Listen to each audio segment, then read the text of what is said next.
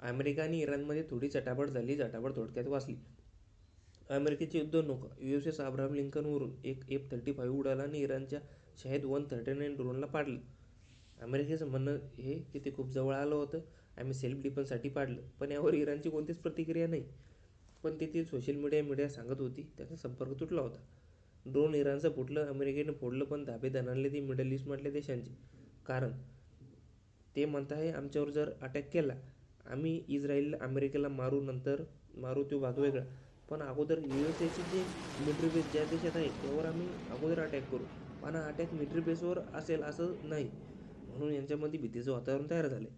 Trump भरपूर दिवसापासून म्हणत आहे डील करा नाही तर परिणाम भोगा.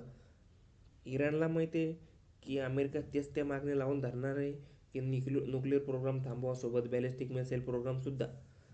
त्याच इराणचं म्हणणं आहे की फक्त बॅलिस्टिक मिसाईलवर कोणतीच चर्चा होणार नाही. चर्चा होईल ती फक्त न्यूक्लिअर प्रोग्रामवर, ते बी काही शर्टी आणि अटीसह. त्या ट्रम्पला सिव्हिल न्यूक्लिअर प्रोग्रामसुद्धा नको, न्यूक्लिअर टेक्नॉलॉजी पूर्णपणे बंद. यावेळी दोन्ही बाजूंमध्ये तोडगा निघत नाही. सोबत इराणमध्ये काही लोक रोडवरती असे होल्डिंग लावत आहे, त्यावर दाखवत आहे की USS अब्राहम लिंकन बुडत आहे.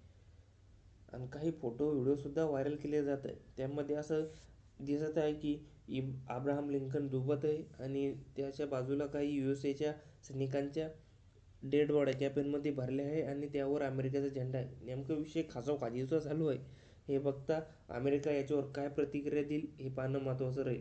आज ओमानमध्ये या दोघांमध्ये बैठक होणार आहे, पण सहमती होईल यापेक्षा कमीच. कारण की ट्रम्प अमेरिकेला इतर देशही हवेत, पण इराण म्हणत फक्त चर्चा दोघांमध्ये होईल बायलॅटरल. दोन्ही बाजूच्या अटी पूर्णपणे एकमेकांच्या विरुद्ध.